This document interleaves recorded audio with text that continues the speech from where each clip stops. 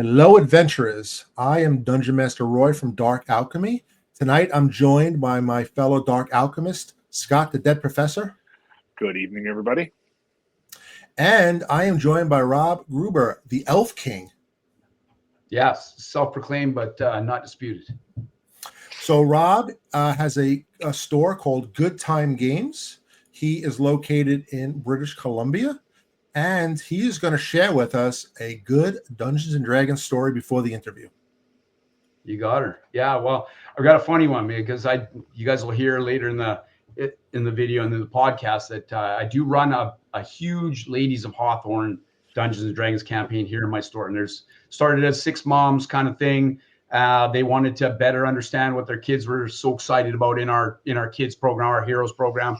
So those 6 moms, they're now 105 Ladies of Hawethorne, not all moms, but just lots of them. 6 became 16, then 32. Now we got like 100. We're making new characters every week. But I got a great story from when they were. None of these aren't RPGers. Most of them come to me just as they heard there's a nice social. It's fun, lots of laughs, and good food. They don't really know that what they're really coming to. So we had this one lady that joined us, and she's one of the originals. So she's been around since the beginning. And we were playing. We were about 6 months in, and she came to me, privately after one of the sessions. Said, "Rob, I'm struggling. And she always sits at the end of the table, and you can see her in the picture there. That's her at the end. Her name's Carrie, and she says, I'm struggling. Like everybody else is enjoying these critical hits, and you're reading out fabulous narrative for them, and they're killing the boss, and it's amazing. And I just never seem to hit or get any of those critical hits. And I'm like, I don't know what's the matter. And I was like, wow, okay. So I talked to one of the other ladies that sat near her and usually played with her. I said, can you just watch Carrie when she's rolling? I just want to see what's going on. Why she can't get a critical hit? Why can't Carrie ever hit? I'm telling her she needs 14. She always gets 11 or something like that. So they watched her for a game and came back and told me that she was playing for 6 months with a D12 as her. I knew it. It had to be. So those times when I told her she needed a 14 to hit, she really had no shot at all. And no wonder she couldn't get a 20 or a 19 or any critical hits or even just some dramatic hits. So we still mock her and joke with her about that to this day. And this is probably 8, 9, 10 years later, and we're still making fun of her for that. So it's a great story. But she sat at the end of the table, so I couldn't really see what she was doing. Yeah. She could have been cheating the other way, and I wouldn't have known any better. But. So you told me that you run this game store, Good Time Games, and you are a professional dungeon master running the Hawethorne campaign, doing birthday parties, doing the Ladies of Hawethorne, and Dungeon Dragons summer camps. But let's take a step back in your history, in your time. How did you get started in D&D? What was your first edition, and how long have you been playing? Yeah, it's a long time ago. So I'm like 990 in elf years, but that equates to about 54 in human years.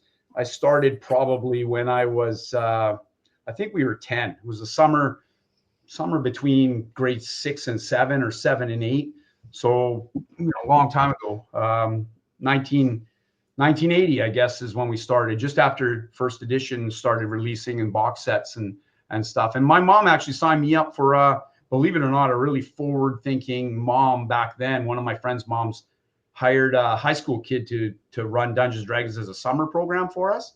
Okay, cool. Even back then, and it was neat. So I didn't know what Dungeons & Dragons was at all. I didn't really want to go. I thought it's really sounded like my mom was talking me into going to summer school, was what it sounded like. And I thought, I'm getting screwed somewhere here, and I didn't want to go. But she said, well, you only got 2 friends and they're both going. And I was like, oh, geez, okay, thanks, Mom. So I went, and the first day we made characters, and I was an elf. And back then it wasn't race and class or species and class. It was just elf. I was just an elf. And I fell in love with that elf boy, and we adventured all summer long, and we went 3 days a week. If you're an 11-year-old kid, it was like Valhalla. It was the greatest thing of all time. I fell in love with Dungeons & Dragons that summer, and I've been playing ever since. And at the end of the summer, we were all panicking because we're like, here's the end, right? What's going to happen to us? We're we can't go back now. We can't go back to not playing D&D because we love D&D now. So, what do we do? What do we do? And my dad, who was actually a pretty, like, he went to church every Sunday. So, he wouldn't be the guy you would think would be supportive of this. But he said, you know what? You jackasses, I've never seen one of you pick up a book. And now I see all three of you guys in books all the time. He says, I'll buy all the stuff and I'll turn the pool table downstairs into a game table for you guys. Wow. But you just figure out who's going to be the DM. And so my friends were like, well, your dad's buying all the stuff, so we kind of need you anyway. So you might as well be the DM. So that was the end of me playing, and I became the DM that summer in 1980. So have you become the forever DM? Have you had a chance to sit on the other side of the table as a player? Have you done any one-shots at any conventions you were able to go to? Yeah, definitely. I have played a little bit. But I typically, because, it's like a domino effect. Like the more you do it, the better you get. So then you're always the default choice for it, right? So I've done it so much and so long that a lot of times it's easier for me just to be the DM. But my brother, I come from a family of DMs. My brother's a great DM, and he'll run. And his name's Mike, and he'll run. He's run 5 rings, Legend of 5 Rings for us, and the One Ring. The One Ring, I played in that and I loved it. And we did some Star Frontiers and loved that as well. So we played, and believe it or not, now Mike, he also runs adult RPGs here at the store one night a week. Okay. He's currently starting Arkham Horror, so he's doing a little Arkham Horror. He just finished doing Forbidden Lands, which we had sell out every week for that for him as well. So he's a paid DM as well. My son likewise he runs our summer programs a lot of the time as well. My best friend Ryan runs a lot of our summer programs. One of our employees, Zach, runs summer programs. So we've got a lot of DMs on staff there. They're all pretty good, and we all kind of negotiate, navigate the same world. I guess you need a good amount of DMs if you're running summer programs and you're running weekly programs for your homebrew world. Is it something that really stands out? What you love about being a game master, a dungeon master, as opposed to a player? I just like inspiring people. I really like it when someone comes to me as a non-RPGer and comes in with an open mind and absolutely loves it. Says, how have I been on the earth for 30 years and not found this? And I love it this much, and now it's a huge part of their lives. I really like facilitating play for other people and creating my. Rob, yeah. How long ago did you open your store? So this summer we're celebrating 19 years. The store's been open, but the store, like, it was a game club before that for about 4 or 5 years. So it's been around for 23, 24 years, kind of doing this stuff. It was really. When did you really get these groups going? What's that? When did you really get, to this? Well, I guess when did Ladies of Hawethorne start? Yeah, that's about 10 years for the Ladies of Hawethorne. And then the kids program's been the whole 19 years. Like, we've been running the kids so those kids the kids that started are all adults now.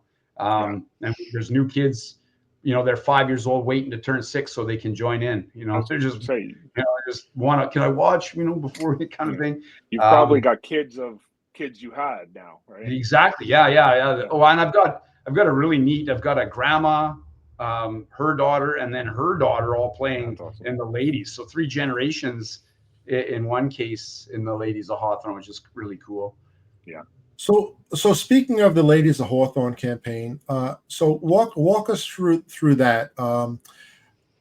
What's the group set up like? In our green room, we were talking briefly that you have a large group, so you're running the same campaign or the same adventure in different sessions, and it all kind of comes together. And how many times a week are you running that just as a dungeon master, and how does it affect you? It must be rough. Wow, it's not rough. They're pretty tough on me though. That's why I have to be the guy to run it, because I couldn't throw our young DMs to these wolves. These women would devour those guys. They're pretty hardcore now. Some of them have been with me 10 years, so they're as experienced, even though they weren't RPGers. They're pretty experienced RPGers now, and they're great. They take it seriously. They would play 7 nights a week if I would open up that many time slots, kind of thing. Yeah, and they're booking. Well, there's 100 of them, so I guess there's 100, but there's probably 65 totally active ones at any given time. You know, some fade in, some fade out, and we just added 3 or 4 new ones just in the last couple of weeks. I've made characters for a few new players that'll be joining us. Yeah, and they'll play as much as you let them play. You know, most of them are started out as moms or parents of kids that are playing in the kids program and just wanted to better understand why their kids were so excited. Like, it sounds so impressive when the kids come home and are trying to relay the story, and mom wants to understand the language. So she, you know, they got, the first group was 6 of them, and they said, hey, can you just run a little one single adventure for us so we can see what it's all about, and we can kind of understand them at the dinner table. And that blew up. They loved it. So there's a little term, you know, military term, a war term called foxhole camaraderie, where you share your war stories of adventures you've been through. And then even myself and Scott, the dead professor, you know, we'll be at a barbecue. I just had a barbecue this weekend. I went over to Scott's house. 2 of our other members were there, so we said we had a quorum, so we could make some voting, you know, and talk about our adventure. But, you know, so we're sitting, you know, having some steak and some vegetables, and we're sitting around talking about, you know, last week's adventure and where we think it might go. But, you know, in our minds, you know, those stories are real. So even as a young Rob at 11 years old, you know, you had that summer camp, you know, you had adventures with your friends, and those stories become real just looking back as if you were running through the woods yourself. So you're giving real stories to these ladies, and they are living these adventures. Yeah, they are their characters, and lots of them, you know, they wouldn't, if something happened to their character, I don't know that they would be able to come back, at least not for a little while. They become those characters, and they absolutely love it. And the same thing, like you're saying, you never forget your adventures. Like and some of these ladies have made best friends coming to Dungeons and Dragons. So now they're going on vacation together and doing different things like that together. So that's really rewarding for me to see these people get that social outlet. And for some of them, you know, like even for myself, you need it. You need it. We need to laugh. Every time I get together with my friends, it's like we laugh so hard and we say, you know what, we should be doing this more because we really need it. Like, life is too busy.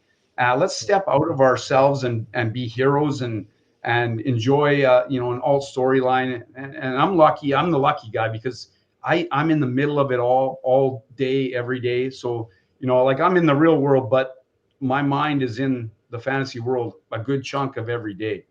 Yeah. And I'm awesome. lucky, spoiled, and I appreciate them. I got to say, the ladies of Hawethorne drive me to make better stories because they're relentless. You know, they want, I've got to give them my best efforts. If I have an off day, they jump me. They can tell me, they can tell.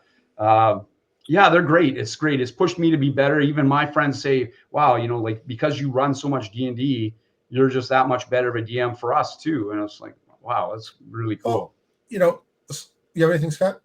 Yeah, I was going to ask if you got a question on that. Go ahead. I was going to ask about the summer camp. I had some questions. So go ahead. Let's hold the summer camp for 1 second. I just want to ask a quick question. I ran one session of Dungeons and Dragons for my cousin's son and my daughter. We were away at his house, and the son was getting into it. And I said, oh, I'll pick up the books, and kind of did it on the fly, and a little bit of Underdark, and there was a wolf. And it was funny to see how my daughter, she immediately said, okay, you know, we gotta help, we gotta befriend this wolf, and it's gonna help us and stuff. And then the boy, he's like, no, we got to kill the wolf. And, you know, and then my cousin, the father, he was like, well, I don't really know what to do. It's just to see the dynamic between my younger daughter and the younger boy, you know, the different kind of like fight or, you know, befriend. Do you really see any big difference in the storylines with the women, or are they bloodthirsty, they're ready to jump and fight? Or are some of their choices leaning towards, you know, being more creative, or less destructive as some men might be? Definitely. Yeah, they're very bloodthirsty and can be vicious as long as it's, you know, it's deserving of it. But I noticed that the women also rally to one another way more than the dudes. Like, a dude, if you see your buddy get kicked in the balls, everybody's laughing, right? It's like, but these women, they rally to one another when anything bad happens to one of them, kind of thing. And you know, they share their resources, and they wish the best on every other member and every other group, instead of it being more competitive between them, if that makes any sense. And I've No, noticed that makes sense. there is that degree of compassion and with some of them, like they do want to befriend a lot of things. And I've got another funny story. I've got this one great woman that plays with us. Her name's Shelby, and she seems to be a sucker for every like kind of downtrodden loser type pet or animal that comes along. Oh, the animal lovers. My wife's like that. Like an abyssal maw, and she wants to befriend it, because it's goofy looking, ugly, and evil, and knowing he's just misunderstood, kind of thing. But yeah, there's a lot of that, and it's neat. It's a neat dynamic for sure. And there's so many people that you get a whole bunch of different personalities. It's really, really rewarding and interesting to see how it all how they find themselves and how they work together. And it's just it is interesting for sure. Go ahead, Professor. What was your question? No, I was moving on. I had a question on summer camp. So you do summer camp for kids. Is that LARP or is that tabletop? Yeah, it's a combination. We have what we call our Heroes of Hawethorne. That was actually from that picture. There's from a CBC program they put us on called Still Standing. That guy in the middle is the host, Johnny Harris. But we were part of the Prince Rupert episode here. I think it was episode 10 or season 10, episode 2. It's on CBC Gem. But yeah, we that's a lot of live action. I've had summer days where there's been 100 kids out there battling. So 50 on 50 is it's a bloodbath. Teaching them the shield wall tactics. Yeah. As children should know. I just run them hard, and all the parents are happy because there's no consoles or phones or any electronics. They're just, working go home hard. Tired. Yeah, they go home tired. That's for sure. So the picture for about 15 that years, D&D summer camp, that just fascinates me. It has the LARP component as part of it. So they'll come to the LARP portion, the live action portion. They'll battle for 2 hours outside, and then my team will bring them back to the store, and 8 of them will settle into the RPG room and play Dungeons and Dragons, which will be a 3-day storyline. They'll play Tuesday, Wednesday, Thursday, and the rest of the other kids will be in what's called our Gamer Kids camp. So they'll play tabletop games or Pokemon or different things, and we've got 2 separate rooms so they can kind of, we can run 2 camps that way, and both those camps combine for the live action portion with the drop-in kids for live action. So that's why you're always going to have 50 kids, because you got 8 for D&D, you've got 16 for Gamer Kids, so you're already starting at 24 kids. And on a nice day, everybody wants to be out there battling. That's awesome. So, Professor, do you see a big difference between LARPing and D&D? Like, what was your experience with that? So LARPing. Oh, go ahead. Sorry. For us, the LARPing's live play, right? So. Yeah. So LARPing was half of LARPing at least for the adult LARPing was, getting in costume, getting in character, and it was a lot more of the political intrigue and stuff in our LARPing, followed by the combat and running through the woods like lunatics. And I guess it's probably the same for the kids. They get a storyline and then they run through the woods like lunatics. Yeah. I mean, like in the beginning, it was just part of my D&D camps, so it was only the 8 kids that were doing the LARPing as well. So it would be a little bit like a treasure hunt around town. They would have to find clues, and it had a little bit more RP, like a little bit more role playing element. But now it's just because of the mass of kids that want to come sword fight. It just ends up, we have a bunch of different games. We do Capture the Flag, we do King of the Hill type stuff. There's a Heroes game where it's like 60 against 10 kind of thing, and they've got to survive for a certain amount of time. So yeah, it's neat, but it lost a lot of its RPG part. Yeah. Do you have your campers per se as the player characters and your drop-ins as your monsters, or do you have staff as monsters? No, it's mostly team on team type stuff. Okay. It's so the RPG part, like the characters we have roles, like there's healers and there's wizards and warriors, and then the scout guys that can capture the flag. So we still have the RPG element, but it doesn't correspond to your D&D character here in the store. Okay. Got it. So how did you decide to open up an actual game store? And we have the web store, picture up here, which you can actually buy all sorts of online games, board games, Pokemon, Magic, of course the D&D stuff. But going on 19 years, what was that first year like? Or you said, "Hey, I'm gonna run a game store and become a dungeon master, and have a huge following." Yeah, I mean, I guess I didn't really know. We were lucky that we did the game club first, so I kind of tested the waters, and we saw that there was a demand for it.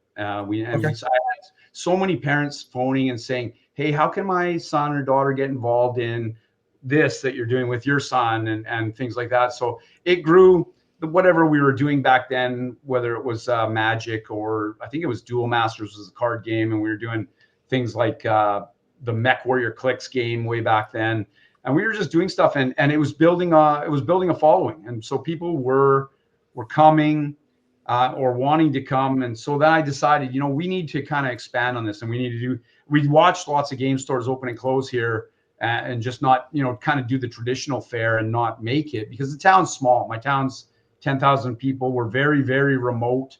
We're Wow. yeah, so it's like 2 hours. There's not another human around my town in any direction. Wow. So yeah, we're way out in the middle of nowhere. We're right on the Pacific Ocean. It's beautiful, but it's remote. So it's 10,000 people. You can't really count on 5 competitive Magic guys to keep you open. So it just didn't work, right? So I knew I would have to appeal to the whole town, and we just tried it. We tested the water. We tried it. We saw that there was demand. We had the support of a lot of parents and a lot of people in town. And that first year was, I'm not going to say it was a banger. We weren't crazy busy. I didn't know how to price things. We didn't really know how to do it. We just knew we had to do it different. And I just said, you know what? Let's see if we can make it a year. We made it a year. Can we make it 5 years? We made it 5 years. And we didn't really see a ton of the success until maybe 10 years ago, kind of thing. It started improving. My wife, she's pretty smart, book smart, and she helped us to change some things around. And COVID, believe it or not, helped us, because I had to learn how to retail better, and I had to learn how to. I couldn't just count on dinner and a movie, fill the room kind of thing. And with COVID, I couldn't do that. I couldn't run sword fighting. I couldn't do all my stuff. So I had to, if I wanted to survive, I had to learn how to do things differently. And my wife helped a lot with that. Did you go to online game mastering with the Zoom and stuff like that? Yeah, or did you? You're right. I did the online game mastering, but it was just still for the locals. It was just to keep them engaged and keep them playing, and keep the stories kind of fresh and live, and so they felt like you were still involved, right? So we did. So I would sit in the basement here at my actual physical table and have cameras on the table and a camera on me, and the people would play via Zoom that way. And it was kind of lonely down there. I'm not going to lie, doing, you're in an empty game room. But it kept everybody going for that time, and it was good. And we even ran the kids ones that way too. Can you share? Well, you do the summer camps, and obviously and after school programs and stuff like that would be dealing with the school, or create that summer camp program. People sign up, but for your in-store campaigns or for your dungeon mastering, if you do a birthday party for children, or maybe in the green room we were talking about parties for adults, can you share kind of how you do your pricing, or how much you charge, sure, or even how long the person expects to play, and also how do you pick the theme for that? Like, do they want to do horror or high fantasy or low fantasy? Yeah, I mean, for the kids, we've got, like, it depends. Are they new? Is the majority of the party new to the game? So I've got a couple of intro. We've got our most popular intro storyline is called the Road to Stony Brook, and it's basically goblin bandits on the road between the two major towns on the borderlands in our campaign world. And that one's my intro kind of adventure, and I'll do that one for birthday parties a lot. For pricing, we've got a little bit of a different pricing for if it's drop in or for a party. Our party can include scroll invites, so you can get a scroll that has the details of the adventure to give out to your allies, and we can do goodie bags that'll include some of our Hawethorne market tokens, maybe reroll tokens, a set of dice. I can scale those. We have a bunch of different packages for scaling those goodie bags as well. And usually the typical D&D birthday for kids will be a 2.5 hour, but you use about half an hour for cake and stuff like that. So you have to be a little bit loose on what you've got for content. I'll try to make sure there's an encounter. you know, and a little bit of role playing before that. And that's, you know, a little bit of fooling around. I mean, we're not too strict on anything. I want people to have fun. In the end, if they're having fun, then I'm winning. It doesn't matter. You know, if we don't get done, you know, our DMs know how to kind of end it early, or if we run out of time, to kind of tailor it right to the end and make it work. It's just one of those things that the more experience you have doing it, the you know, the easier it comes. Luckily, our main DMs are pretty well versed in the store programs, and they make it easy. So our drop-in D&Ds for the kids is we'll take up to 9 kids. We'll run it with as few as 6. So 6 to 9 kids at $16 Canadian entry plus taxes on that. Our adult ones are $19.95 Canadian or $17.95 depending on what's going on, what kind of program we're using, and who's DMing. That factors in as well. I think it's a pretty good value. I mean, if you were to go out to see a movie or have a date night, you know, you figure how many for a few hours of entertainment, what's like the kind of going rate, and that seems to be pretty reasonable. Yeah, and we'll do a birthday party for 160 Canadian, or it scales. You know, if you want a little more time added on, we've got a sliding scale. We can extend it, and we've got lots of adventures, because I mean, I've been here so long. We've got a lot of, like, I make sure everything's in print. So if we need to, you know, these guys haven't played this one, well, there you go. You know, pull it off the rack and let them play it. Lots of them are one time, or we'll sometimes, you know, we know that there'll be a sibling playing their birthdays in 2 months, so we'll do a 2-part one, you know, and let them. Oh, that's good, like a little tie-in. Yeah. Looking forward to the next part of the adventure, like counting down. Overs in the ladies ones, I know they want to play multiple times, so I'll make sure I leave cliffhangers at the end of each one, so that when we come back, we can continue. Yeah. A lot of times we do birthday parties. It's nobody's birthday. It's just they want an extra time slot. So it's like, hey, didn't you have your birthday last week? You know, what the hell? How many times you turned 40 this year? You know, exactly. My half birthday. Yeah, I mean, it's just great. I really like seeing being able to share what I love, what I've loved all my life, with so many people, and have them love it too. It's outstanding, and it means a lot to these players that are in it, whether it's the kids or the adults or even my friends. It means so much to them, and it's always a laugh. It's always fun. We're really loose on morals and things like in lots of cases. Can you bring us through some of the little bit about the world you created? So you're saying a lot of homebrew content, years of homebrew content, and also any homebrew rules that you like to use. We have a couple rules. I'll give you a quick example for a rule. They codified it in the new D&D where you could take a bonus action, drink a potion. We always had that, but if you take the bonus action, drink a potion, you roll a dice. If you take the full action, you get the full heal, because like you're carefully drinking it as a full action. There's a bonus action just kind of rushing and like it's spilling on you and stuff like that. So is there anything homebrew that comes to mind, or maybe just talk us about your actual world? Yeah, well, I'll start with the world. The world, back when I started the world, it was the World of Greyhawk. That's Gary Gygax's original world. That's the one I used. But I've kind of carved my own little part out of it. There's a neat place called the Principality of Ulick, and right near them is an enemy nation that's got a despot half-orc that united the tribes, kind of thing. So you got a natural enemy right there in the Palm Marsh, and our world kind of sits on the village of Hawethorne, which is on the borderlands, kind of between these two places. So it's a place of strife. Basically, the prince is calling for heroes, because obviously, if you got heroes there, it's better than a standing militia for defending your borders and things like that. So it seemed like an ideal place to start things off, because there's an ocean right nearby, there's mountains, there's a forest. It had a little bit of everything. So I figured I could write a lot of content for a place like that.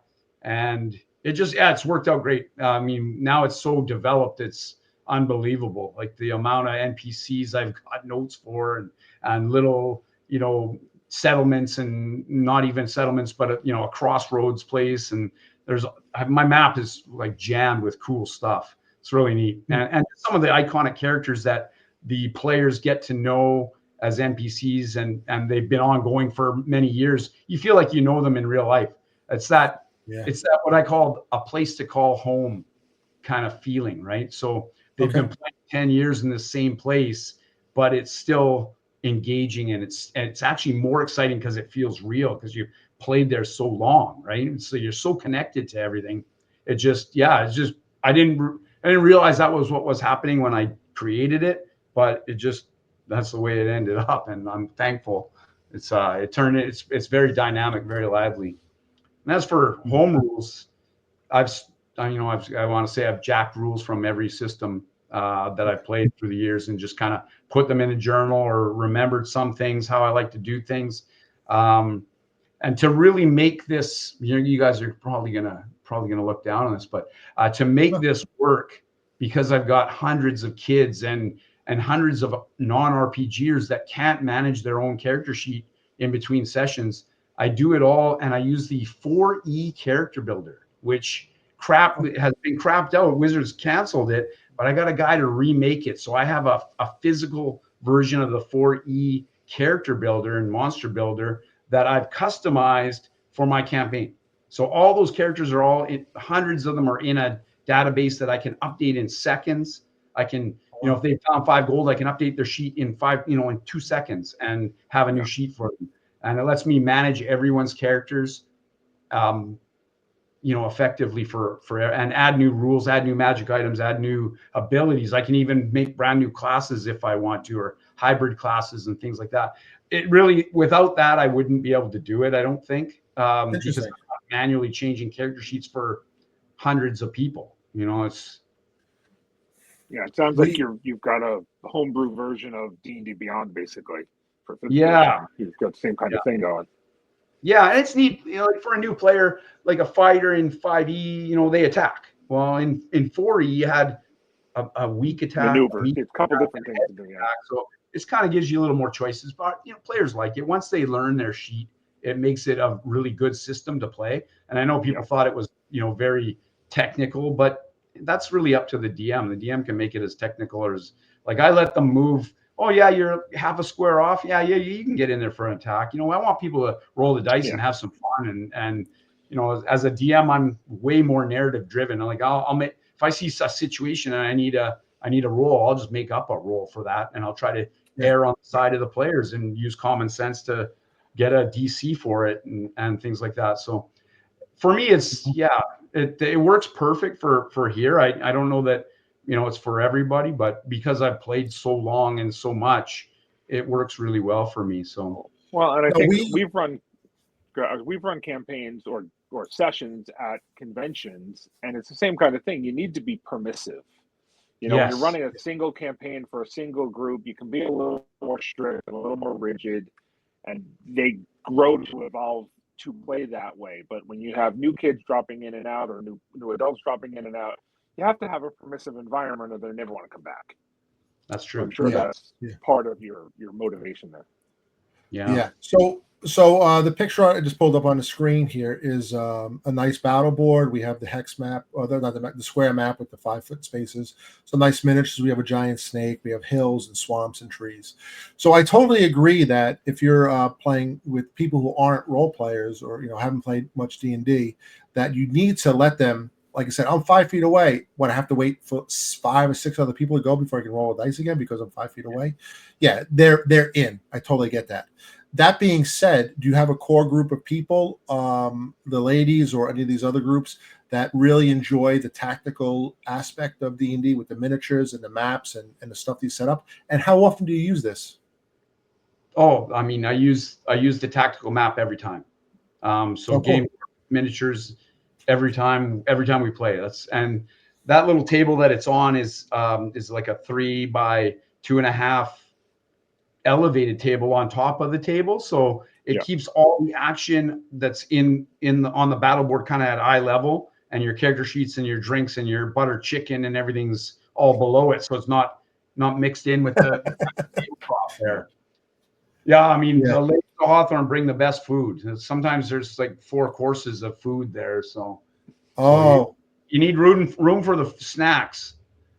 That's it. You ever get the DM ever get bribed with some cookies or anything like that? I eat pretty good, but they feel it feels very against me. It's usually the ladies against me. They think I'm trying to, I'm playing against them all the time. So they'll withhold food sometimes. Oh wow! No food for you, Dungeon Master. Yeah. You've been very mean to us. Yeah, no, they're very good though. But we do have lots that are very technical and a little more strategic, because now they've been playing. Some of them have been playing for 10 years, so they do work together very well, and they are very good. Miniatures or like combat oriented players as well. They know how to combo their abilities with other friends that they play with and things like that. That's So because when they get together at the barbecue, they're talking. They're talking at the barbecue when they get together. What are we doing next week with DM Rob? Right? Yeah, they got to plan it out. Oh yeah, yeah. We've got a ladies chat. Like we've got a private ladies of Hawethorne messenger chat that is super active. I've got to monitor that all the time. So see what's going on. What are they scheming? What kind of schemes going on here? Well, and that's a great segue, Roy.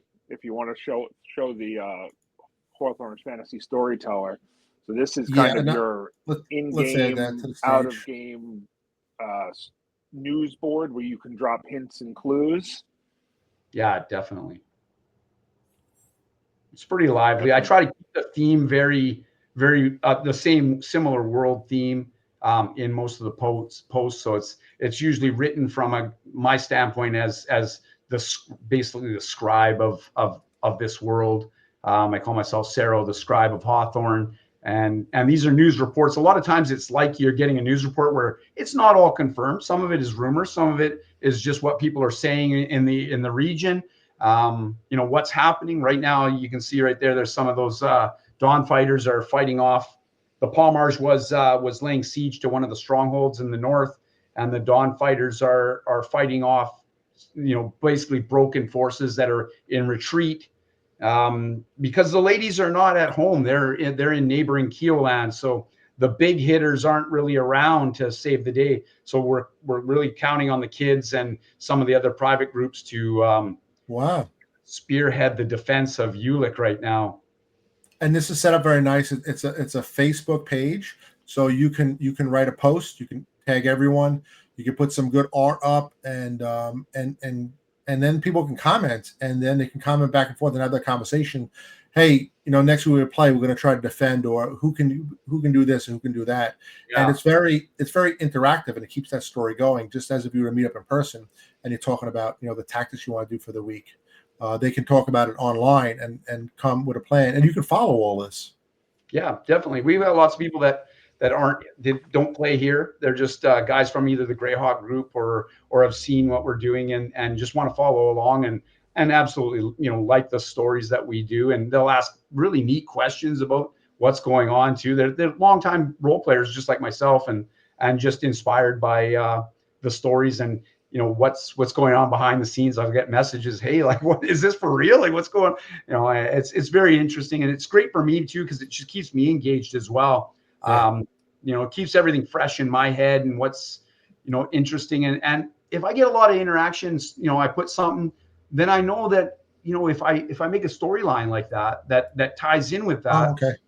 People, I can embellish on it and build a new storyline based on the reaction of what people have to some of the posts, right? Yeah. So speaking of like this particular post here, you're telling, this town is under siege, or there's rumors of giants or orcs somewhere. You've been doing this for a while. So does this storyline go back? I mean, we can follow back, 4, 5, 6, 7 years now. That 7 years ago there was a big battle, and that's over. That battle's over, long gone. But it actually happened, and it might come up in the story again. You're actually building a pretty long and rich linear history of this part of the world. Yeah, definitely. That's what my friends enjoy about it, and some of the longtime players really enjoy that longevity of campaign. And I think to make that possible, that's another one of my home rules is I've really slowed down character advancement. So because that's a good topic to bring up. I need a woman or a player that's played for 10 years to be able to play with someone that's joining next week. So how do you do that if she's level 18, right? You can't, it doesn't work. So, our longest standing ladies are level 7, level 8, and they've been playing 10 years.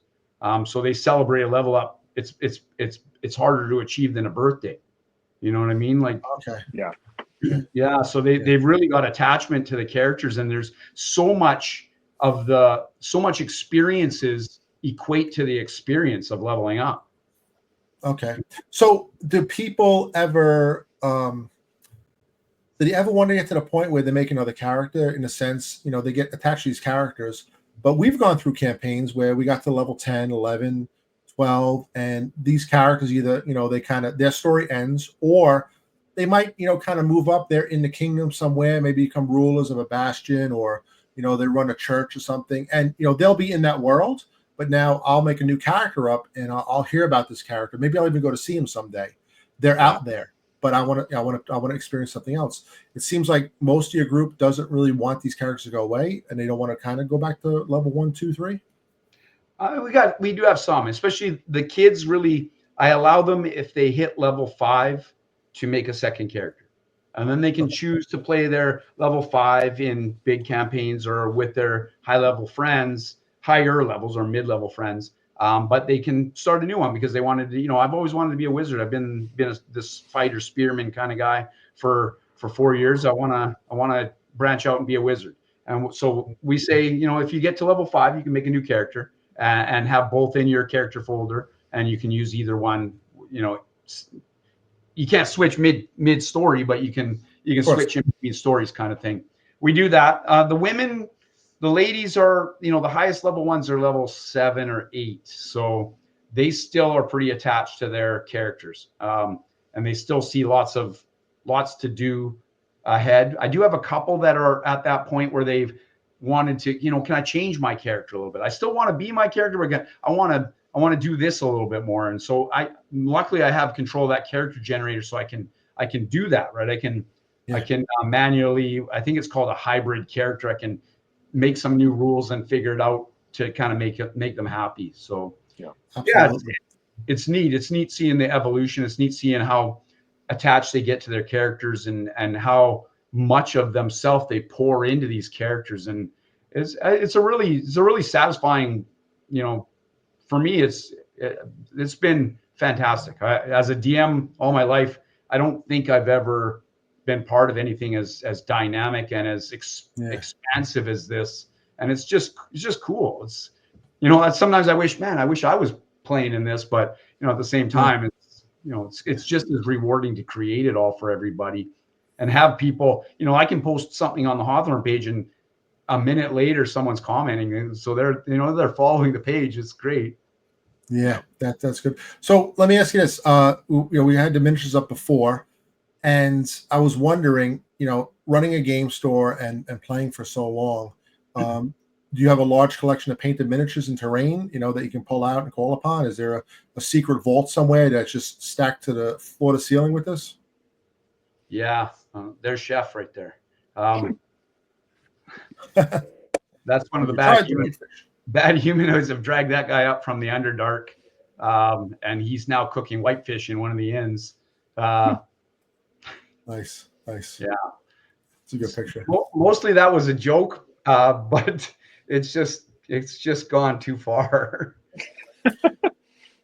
So people have taken a picture of this orc who's a chef, and they've just really run with it on his page, and just making a big joke about him cooking different things. Well, I created the guy, and he was in the Bad Humanoids campaign, but he was just a minor kind of information, and he was an informant. They were working trying to usurp the government, and he was one of their inside men, and they just liked Chef, and so they were asking, well, what's he making for us tonight? And I made up this whitefish, and my friends took it and ran with it. And all of a sudden it was like, have you tried the whitefish? Was the funny thing to say. And it just grew and grew and grew.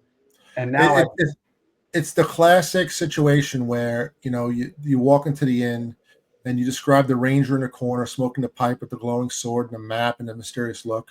And who else is there? Oh, Bobo the Goblin. Oh, let's talk to him. It's like, okay. Yeah. You're like, really, guys? Come on. Can you talk to the ranger? No, we want to talk to the goblin. He's definitely got the inside scoop. And then you just start making stuff up. That's exactly it. He became kind of a great character. And then when they were negotiating for their rewards after they helped get this guy, overthrow the government, become the king, they said, well, one of our rewards, we'll give up the gold, but we want to take Chef with us because he was like the. so I'm like, holy shit! So now Chef's got to go with them. It's like, so now he's a guy. Man, everybody wants a piece of Chef. Yeah, so.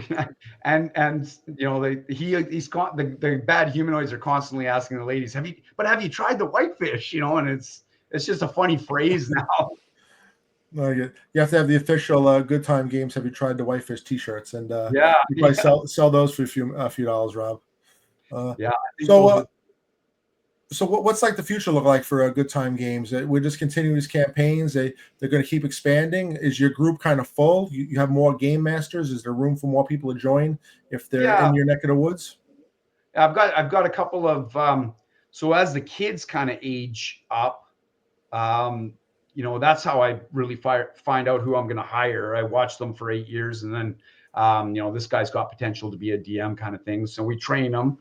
We have them sit in with one of the experienced guys, and then they kind of learn how it all works. And so once you see the back end of things, you're not really a player usually anymore. But we'll give people a try. They can help out with summer camps, and then they can eventually run campaigns for us for the kids, and we'll graduate them up. And my brother's stuff is expanding, so that's growing. His things, and my son, my friends, they can run as much or as little as they want as well as under the Hawethorne umbrella. It's all part. I don't think I think we've got lots of players. I'm adding players all the time, but then at the same time, you're kind of losing players. Kids get older, go to university or whatever out of town, and so you do lose some. Sometimes they come back and they want to play again, which is great. I've got some that, I've got a great group of young adults in their early 20s, maybe mid 20s, that were kids in the kids program and are now, they just book their own private group, and it's just they're 9 guys, and if 7 can make it, we run it, and they book a birthday and they play, and they get their own campaign. I run that for them, and we've got a couple like that are just private adult groups, and I think we can. I think the next thing on my radar is I'm doing an adult introduction to the Dungeons and Dragons into Hawethorne called it'll be just the Road to Stony Brook. It'll be that same tried and tested intro adventure. And that'll be just for adults, male, female adults. Like it'll be a co-ed, everybody welcome kind of thing. Nice. But I've had so many say, hey, I'd like to learn how to play D&D. I've never played it, but sounds amazing what you're doing. Can I get 4 friends and book a thing? And yeah, sure, by all means. I think the future is lots of Dungeons and Dragons until I'm too old to DM, I guess. That's it. Well, keep yourself healthy and keep playing. And we're in the same boat. We want to play forever, and we're expanding our business, and we're looking to we've done conventions where we run Call of Cthulhu and Dungeons and Dragons. We did I'll share a little adventure with you. I like to say we did the Daggerdale Food Festival, and the players all go to a food festival. Nothing could possibly go wrong, right? Well, the food ends up coming to life, and they have to basically fight the food, and we have 3D printed miniatures for different foods. And then there's opportunities to save people where, like, the one guy's going to get engulfed by the bread golem, and they have to save the child. And then the big bad at the end is the giant hamburger monster with the cheese cape. And there's a French fry necromancer and a donut mage. And it was good for kids because if you killing the food, it doesn't really show that level of violence, I guess. But we kind of want to make that into one of our introductory adventures for maybe a kids party or something like that. Oh man, you write that up, that'd be an easy one to DM's Guild or whatever would. Probably, that's not a thing. Can you? I have a little thing spilling the tea. Sometimes we spill some tea here. Is there any clues that we can give about Hawethorne that is coming up? Is there any thing on horizon? Maybe a little. Maybe it could be a red herring too. I don't know. Yeah, well, I mean, right now there's supposed to be a peace treaty between the two warring things, and I'll say that everybody knows that the bad guys have been breaching it, and the leader of the bad guys basically just says, "Hey, I can't control goblins and kobolds. Like those, they're just raiding, they're doing their thing. I'm not directing them to do that." But I guess if any of our Hawthorne players are listening, especially our bad humanoids, are they kind of know a little bit about what's going on. But there is some work behind the scenes. It's not all the Palmarge, and there is some betrayal amongst their own. And there's also the rumor of the Black Dragon returning, Arcanus, the Black Dragon. Oh. And that's going to come into play as part of the after summer. We got some summer camps, but after summer, that the story's going to take a turn for anybody involved with the Black Dragon storyline. Nice. So hopefully we can share this on your channel, and the people who play in your store will listen to the interview, because you're well spoken and you share a wealth of knowledge and years of knowledge. Last question, since you mentioned dragons, and this has come up in a recent conversation with the professor, myself, and DM Evanson. How often are your players fighting dragons? It's Dungeons and Dragons. That's a great question. So I would say in 20 years of running the kids campaign, the kids have gone up against the dragon maybe 3 times. And the strongest one they've ever faced was a young green. So there hasn't been a big actual boss record kind of ancient dragon in some waste in any of our campaigns. I think the ladies have fought some big stuff, but no massive dragons. Bad humanoids obviously can't take on. They're a bunch of losers. They can't take on any dragons. Well, Rob, maybe it's time. Maybe it's time for dragons. I'll throw another leak out. Is the bad humanoids were the guys that let that dragon out? That's going to be a future problem. I like it. They didn't intend to make that happen. They thought they were saving a kobold, but the kobold was the Black Dragon. Oh, I like that. Yeah. He was cursed. Yeah, we're trying to work more dragons into it too, and we actually had a friend just play. He was off for the week. He's like, I haven't played D&D in a while. I want to play. Great friend of ours. So our dungeon master fit him in, and all of a sudden there was something that happened. The adventure kind of popped up, which we knew was leading to it. But all of a sudden, you got to fight this dragon in order to recharge the staff. He had to breathe on the staff, So somebody had to stand there and be like, "I bet you can't breathe on the staff." Yeah, and take the hit. Just the staff. It was also supposed to be an adolescent dragon. It grew. And spoiler, it was Gil. Gil took the hit. You guys were going on rumors, and they weren't all fact, eh? It was never all trust the Mages Guild. It was all for Bob. So, Well, Rob, we're going on about an hour here. It's been a sheer pleasure talking to you. We can find you at Good Time Games online. We're at www.goodtimes.games. That's goodtimes.games for your online store. You are in British Columbia, right? So if you're in that neck of the woods. He's way up there in British Columbia. Yeah, just south of Alaska. Yeah, I had to look because I have a friend who moved to Vancouver a few years ago, and he keeps saying you should come up. I was like, oh well, I'll see where their store is. And no. Yeah. Do you get to go to any conventions up north? I mean, we don't get political here. The climate's a little difficult now. But previously, do you get to go to any conventions besides you said Gamma, which is the gaming convention? Normally I would go to Gamma. I haven't been for a couple of years just because political situation, and they moved to the East Coast. It makes it a little bit hard for me. It's hard. It's a 2 days travel kind of thing to get there. Yeah. And I have gone to Gen Con and Origins in the past. But there's a Canada Games, which is a kind of a retailer publisher one that I'm going to go to maybe next year. And then there's a couple of like a live action, like medieval type festivals in Alberta that I've been eyeballing. I like to go bring my armor and go dress up and do some sword fighting at one of those kind of things. That might be fun. Yeah, we'll leave you with this lovely picture of Rob the Elf King, and then there's a drawing, an awesome drawing. Is Rob the Elf King an actual character somewhere? Well, it was one of my early D&D characters was Sero. He wasn't a king. He was just an elf. So that was my original elf. He was an elf warrior kind of guy. So I've always kind of had him in my heart all those years. 40 years he's been my guy. So I guess I am him. Well, take some time, get him on paper. Level 17 Elf King. I would have no problems calling you King Rob. I think after 40 years of Dungeons & Dragons, you deserve a level 17 to 20th Elven King character. So feel free to experience that. You can find we can find Good Time Games once again at goodtimes.games.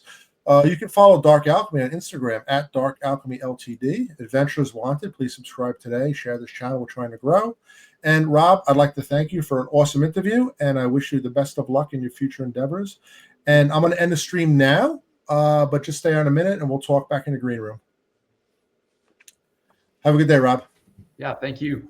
Thanks for having me. Thank you, Professor. And of course.